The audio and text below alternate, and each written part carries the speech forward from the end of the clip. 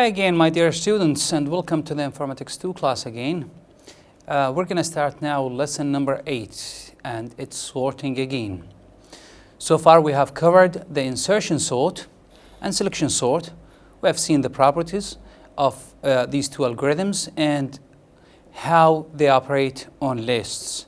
And now we're going to talk about a third example of these algorithms, which is the bubble sort.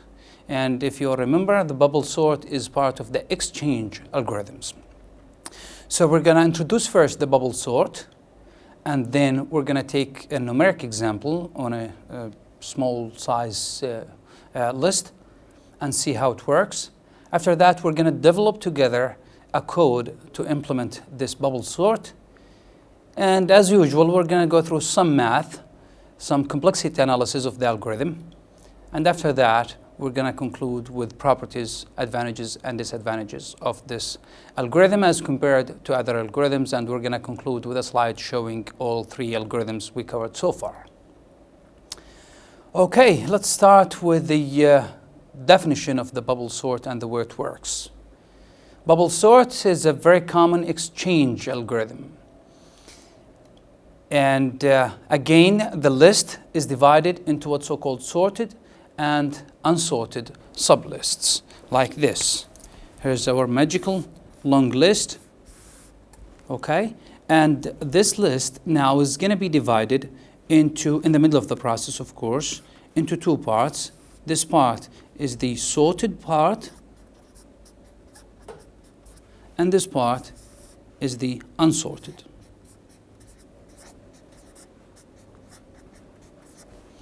And as usual, we're going to be working on the first element on the unsorted part. All right, try to find the proper one from this list and migrate it to the unsorted list. Adjust your pointer accordingly. After each step of the algorithm, the smallest element in the unsorted list actually bubbles up like a water bubble to the surface. It bubbles from this list up to the top of it, and then at that moment we're gonna move it to the sorted part, and that way the sorted is gonna grow bigger and the unsorted is gonna shrink and until it vanishes. Here's a picture of our list. In the middle of the process, my wall separating between the sorted and the unsorted is, let's say here.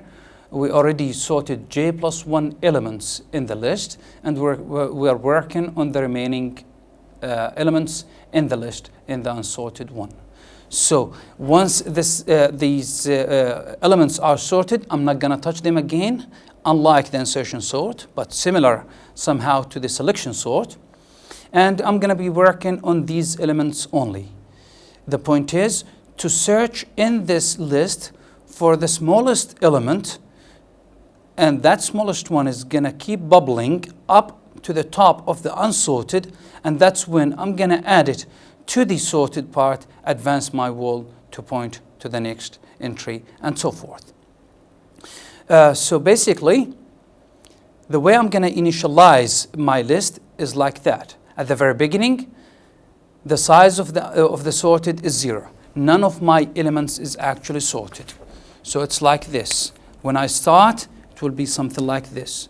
The whole list is unsorted, as a matter of fact, and my wall is standing here.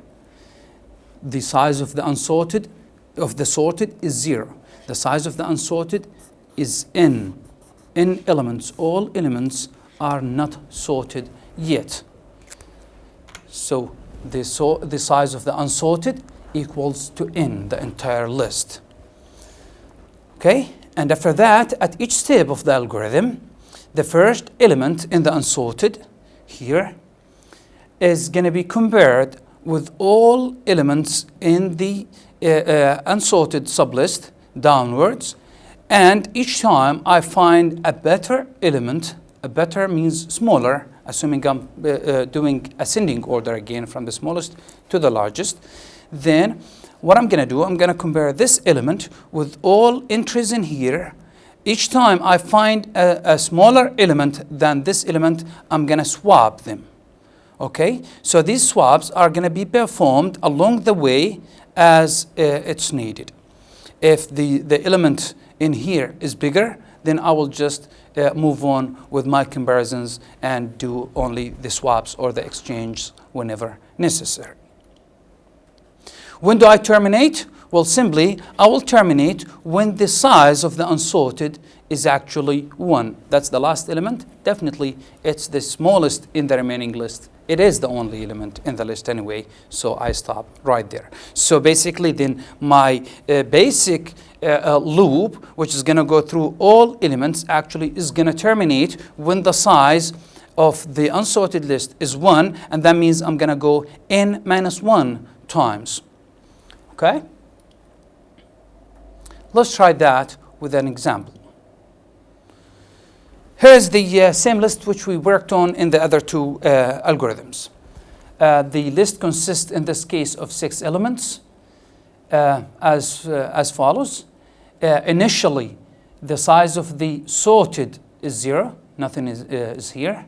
All elements are in the unsorted part. So initially, the size of the unsorted equals to 6. Size of sorted equals to 0. This is the original list with the initial settings. Okay, what I'm going to do now? What I'm going to do basically, I'm going to take the first element, as I said, in the unsorted list, okay, and start comparing it with all these elements. Let's do that. This actually, the slide in here shows right away what happens. Let's go to some details. At the beginning, the entry in hand is the 23. That's the one in hand. I'm going to compare it with the 78. Okay, 23 is less. Okay, let me fill that in here. So I have 23, 78, 45, 8, 56, and 32. Excuse my scale on this paper. Okay, 2 pointers basically. This is the one in hand. And I have another pointer going through all of these. So this pointer in here doesn't move fast, okay? And this represents actually the outer loop. And then I have the second pointer in here, which goes very fast in the inner loop. I hold on to this element, and I start moving this all over the remaining of the elements in here. Each time I'm going to compare. Do I need to exchange? No, the 23 is good. It's smaller than this one. Okay, advance this to go here and compare. 23 with the 45. Okay, it's good. No need to exchange. Each time I compare, but I don't necessarily swap. It depends upon the situation I have. Okay, so 23 is less. All right, move on to the next. 23 with the 8. Okay, now I need to swap these two. So the 23 gets 8, and this gets the 23. Okay, so the one in hand is now this 8. All right, and I advance my pointer. 56 compared to 8. No, 8 is better. All right, advance it to here.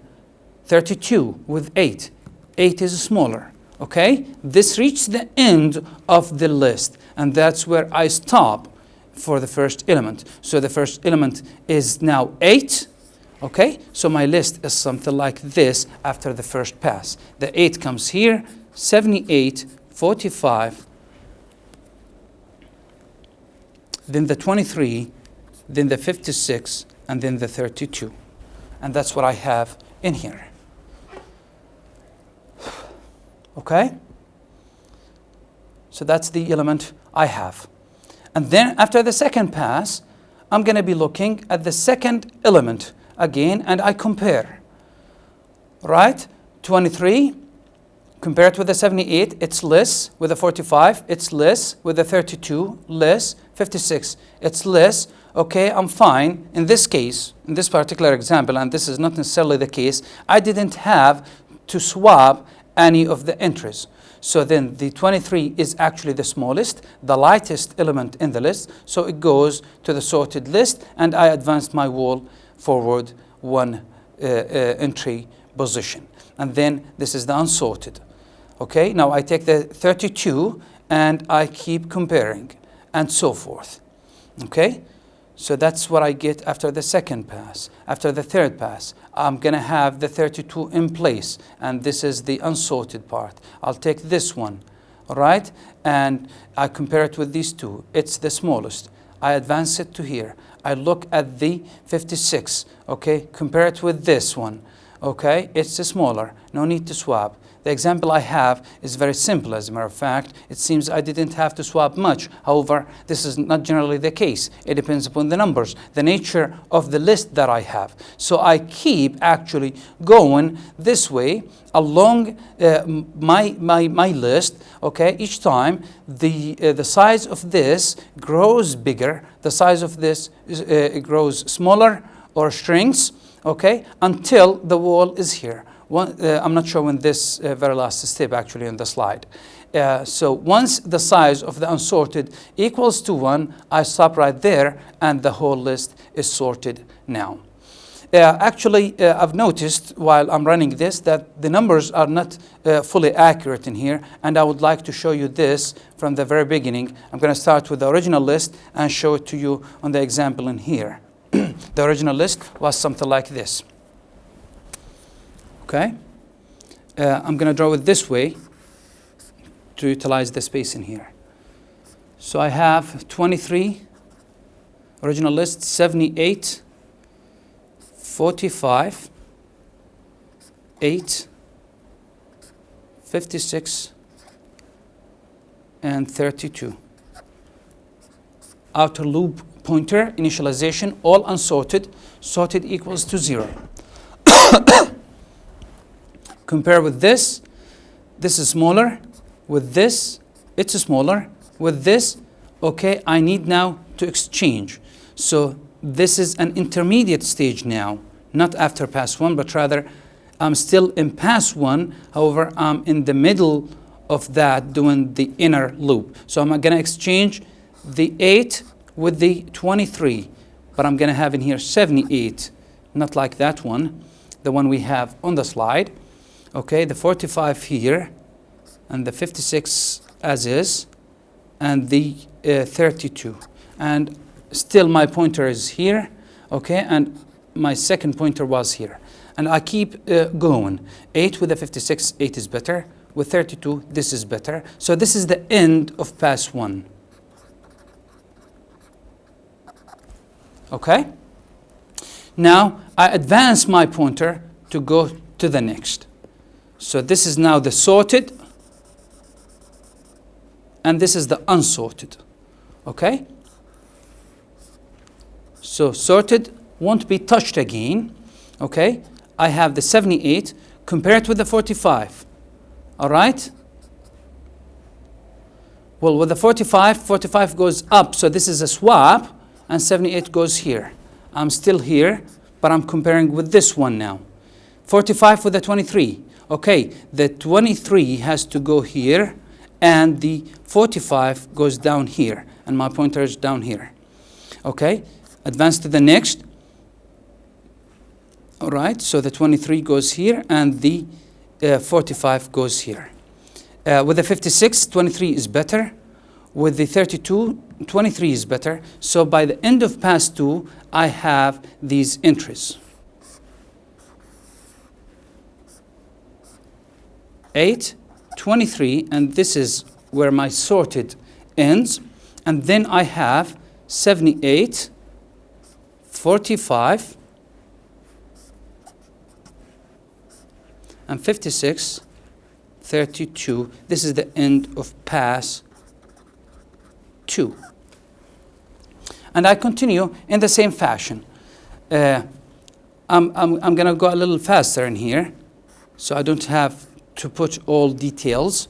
All right, here's my entry compared with the 45. 45 is better, so 45 goes here, 78 goes here. 45 compared to 56. 56 is better.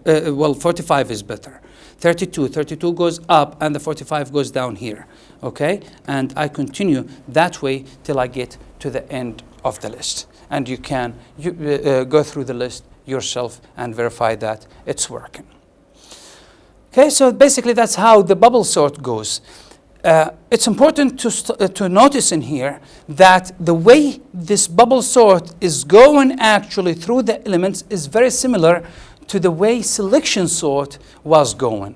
However, remember, in the selection sort, I don't do as many swaps. I only perform just one swap. That is, I look at the unsorted, take the whole thing. I don't have a pointer at the very beginning at all. What I do, I just look at the entire unsorted list, look for the minimum. Remember the min key function? Okay, so I find the minimum and I only swap once that minimum with the first entry in the sublist.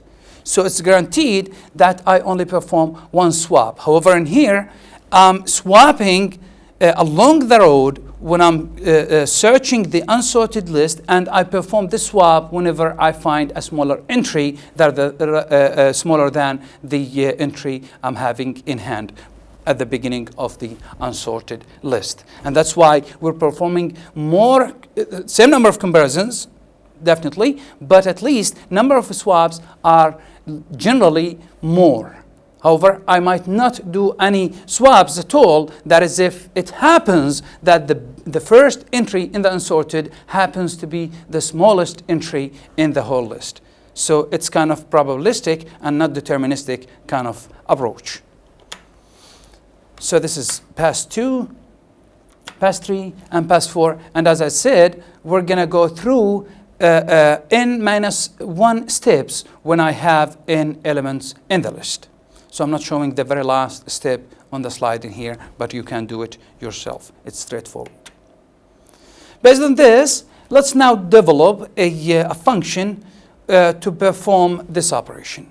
I'm not going to write the whole function, but rather I'm just going to concentrate on the main two loops that performs this. I need two loops, an outer loop, which is going to go through all elements in my list, so that each time I stop at one of the entries and compare it with all others. This comparison with all others and performing swaps along the road as it needs is going to be performed in another loop. And that's why I have this arrow and this arrow in here. This goes faster. This is an inner loop, basically. So what I'm going to do is basically a for major loop, this is the outer loop, to where I'm going to go through all elements from first to last, okay? And including last in here, I'm assuming that the number of elements in here equals to last plus 1, and that's the capital N we're having in our example here. And advance once each time. Each time, when you're at any of these positions here, okay, you're going to go into the inner loop, walker in here, which is going to go from the very last element to the very first element. So it starts at last, and it goes down up to current. So if this is my current, then I'm going to start from here, backwards, till I get to this point. Basically, I'm comparing this element pointed by current with all elements from the last element to the one just after current. Okay? And each time I'm comparing, is the element that I'm having at walker, which is here, is it smaller than the walker minus 1? Okay, is it smaller than the one before it? If that is the case, swap. And that way, you're actually bubbling the smaller number, okay, step by step backward till it reaches the top of the unsorted list.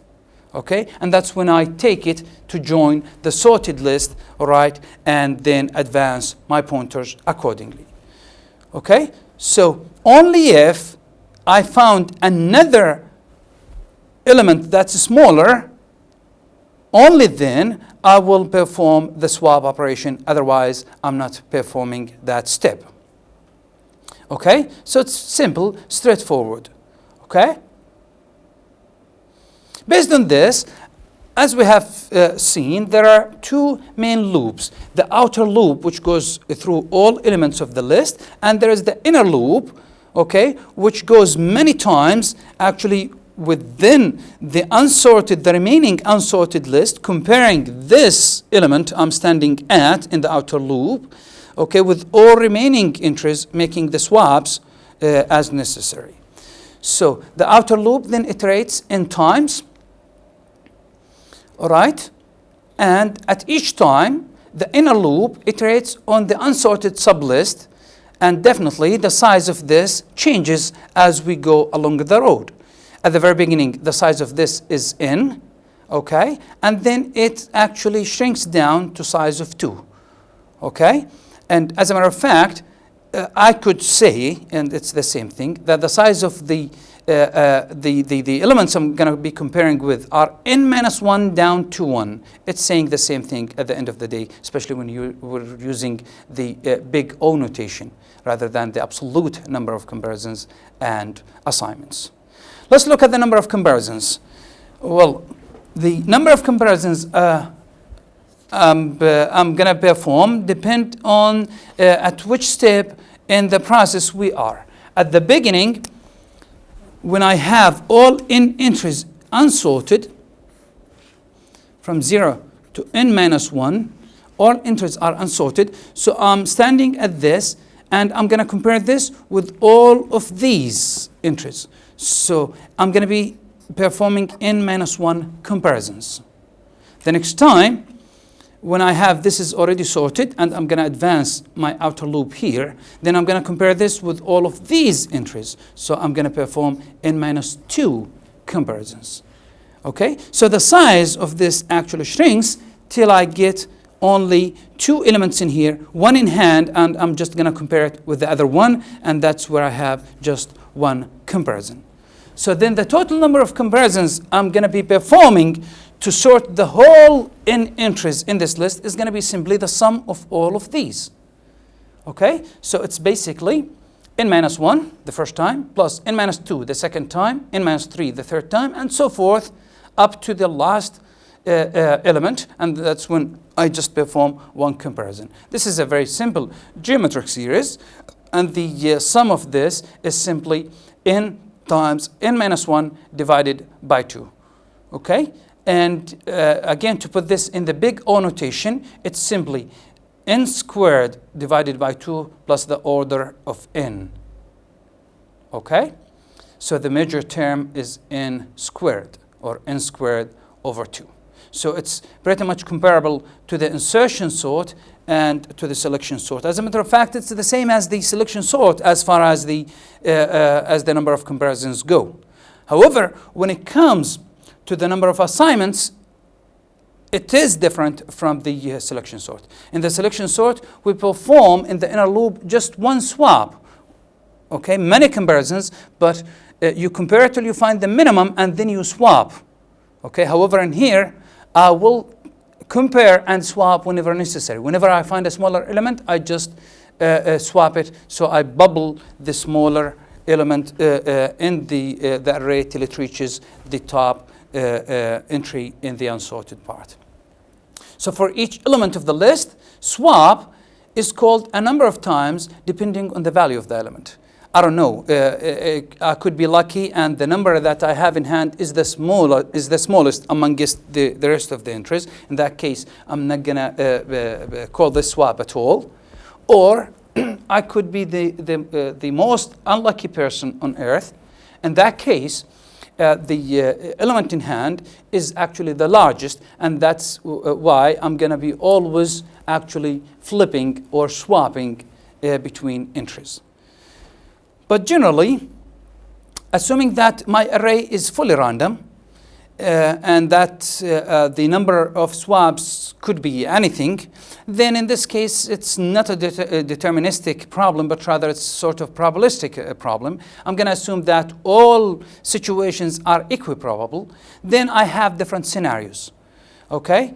Assume that in the middle of the operation, I already have I entries sorted from 0 to I minus 1, and I have n minus I entries left to be sorted in the unsorted part. Then I'm standing here, okay? And then definitely I'm going to be comparing this with all of these entries down the road. Well, depends upon the value in here compared to the values in here. I could perform no swaps simply because this was the smallest among these. Or I could perform just one swap, two swaps, or as worst as the number of these. I mean, whenever I compare, I found that I need to swap. In that case, I will need to perform swap n-1 minus I swaps. Okay, number of entries minus these. Sorry, number of entries altogether minus these because these are already sorted. Okay?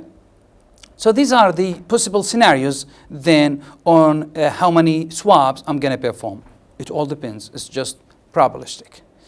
Because it's probabilistic, then we're not going to be calculating an exact number of swaps, but rather an average number of swaps based on these scenarios, assuming that these scenarios are equiprobable again.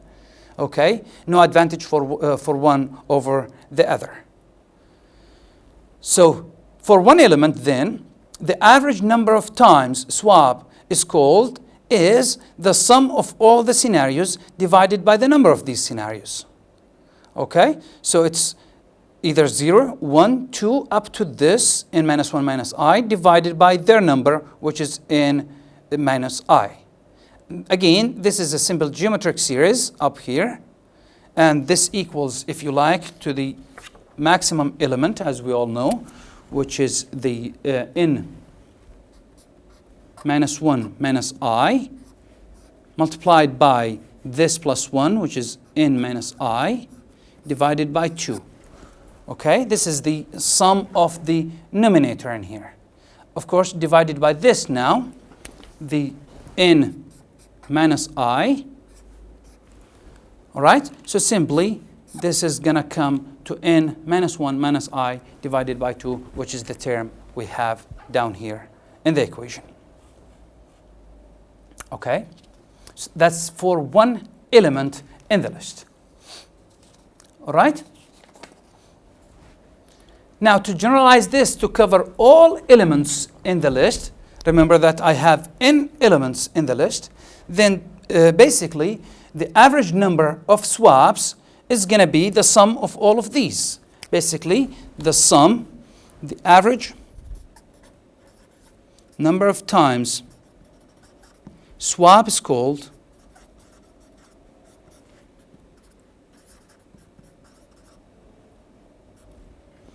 equals to the sum over all entries of the list, and each time I'm performing on average this much, so it's n minus 1 minus I divided by 2.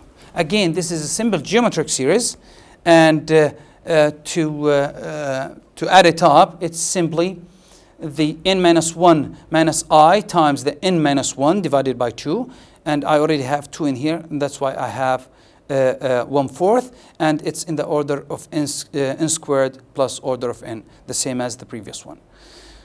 Okay, so that's how many, on average, how many times I'm going to perform swaps along the road.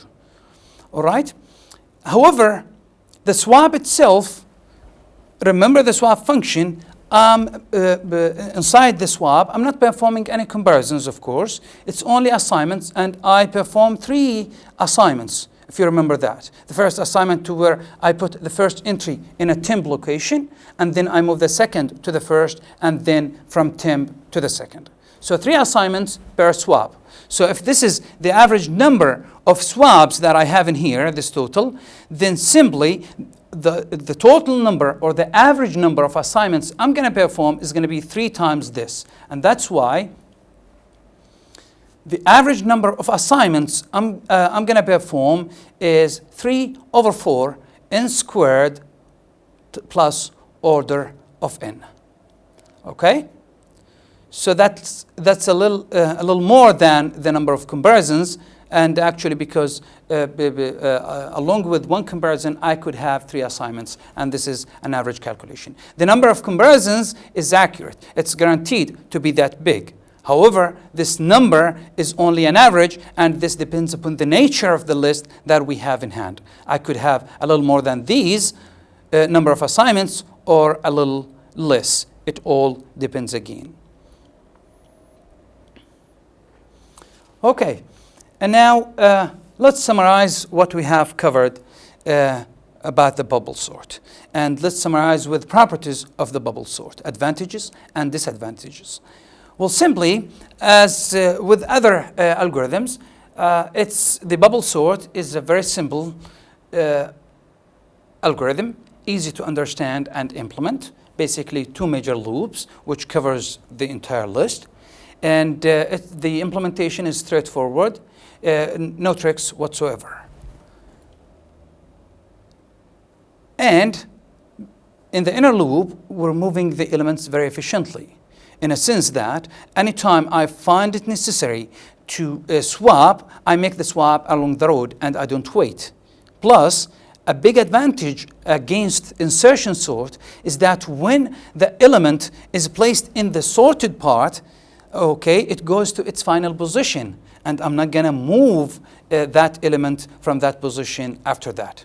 That's unlike to the insertion sort, which we talked about earlier. And that's a big advantage over the insertion sort. However, that advantage is also an advantage of using the selection sort as well.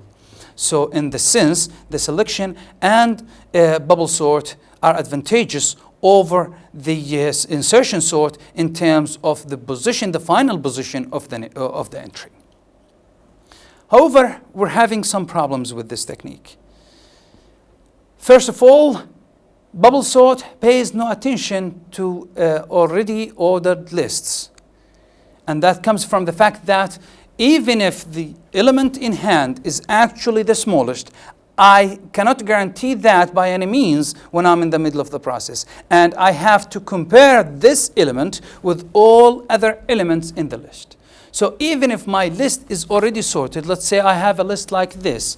The list is 1, 2, 3, 4, and 5. I'm going to start from here. Okay? Compare with this, it's list. Compare with this, it's list. Compare with this, it's list. Compare with this, it's list. Well, I didn't know it was the smallest element. Okay, but I had to do it that way. Yes, along the road, I did not have to swap, but I had to compare. And this is computer time. Whether it's comparisons or assignments, it is computer time. So at the end of the first round, I'm going to have this entry sorted, and I'm going to move to the rest of the elements. Compare. It is smaller, it's smaller, it's smaller. I didn't know. So even I didn't learn that from the first round. And I had to do all comparisons again and again. So if the list is already sorted, then I wouldn't know about it, and bubble sort is going to keep going with its comparisons. And so this is a bunch of redundant comparisons along the road. So it does many redundant comparisons, okay? However, I could gain some knowledge about the list from the previous iterations and use that knowledge when I move on with the coming iterations, but that's not bubble sort. As I said, there are other techniques which we're not going to cover, but interested readers can go to the data structure books which talks about these algorithms. Okay? And now, let's finally look at a comparison between the 3 algorithms that we have covered so far. We have talked about insertion sort, selection sort, and bubble sort. This is part of the insertion algorithms, or the insertion category, selection category, exchange category. According to the complexity analysis we performed along the road, we have talked about number of assignments and number of comparisons. Well, let's see. In the insertion, we had 1/4 n squared number of comparisons. And this, if you remember, was probabilistic, right? If you remember the insertion sort, it was this whole calculation was based on a probability approach. And that means the exact number could be a little bit more than this or less than this. Okay, but on average, it is this much.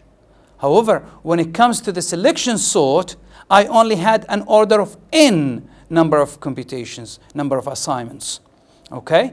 And that's simply because I don't swap unless I need to swap. And I only do this once in the inner iteration. So basically, one assignment, the whole inner loop, okay, performs just one assignment. And that's why only the outer loop iterates. As many times the outer loop goes, as many assignments I'm going to perform. And the 3 in here, if you all remember, refers to the swap because I do 3 assignments in each loop. Okay? Now to the bubble, although it's again probabilistic, but according to the probability analysis that we have just covered, I'm going to have, on average, more number of comparisons as compared even to the insertion. So the worst algorithm actually that performs in terms of number of assignments is actually, according to the analysis which we just conducted, is the bubble sort. 3/4 times n squared as compared to 1/4 of n squared, and the most attractive one is the selection sort. However, when we talk about number of comparisons, they're pretty much the same, all of them. 1/4 n squared, 1/2 n squared, 1/2 n squared. So the most attractive one in terms of comparisons is the insertion. Okay? However, the most attractive in terms of assignments is this. So which one do I use? Well, it all depends. It all depends upon the list that you have. Okay? The insertion sort was probabilistic. This one was probabilistic. This one was deterministic, and I can tell for sure that I need this many assignments and comparisons. In here, it all depends. If it all depends, then let's assume the better case, to where I have an already not ordered list, of course, because if it's ordered, why would I need to order it anyway? But if the list is sort of let's say, semi-ordered, in that case, the number of swaps I'm going to perform, whether here or here, are going to be less. And in that case, definitely, the number in here is going to be much less than this average. And that's when I could use this one. Generally speaking, and assume full randomness of the lists in hand, then the most attractive, I would say, is the selection sort, especially when the number of entries in the list is pretty large. Okay? Of course, there are many other algorithms that are derived based on these algorithms and others. And the main goal behind these algorithms is basically to overcome the shortages or the shortcomings of these algorithms, to look at the disadvantages of these actually algorithms and try to solve them, to make the derived algorithm go a little bit faster on the computer in terms of number of computations, assignments, and comparisons. This is pretty much what we would like to talk in this course about sorting. And definitely, if you would like to see these classes and more exercises, examples, you can go to the internet, to the UNINETTUNO website, click on the MidNetU project, and you're going to find lots of interesting stuff in there. Thank you very much. Bye.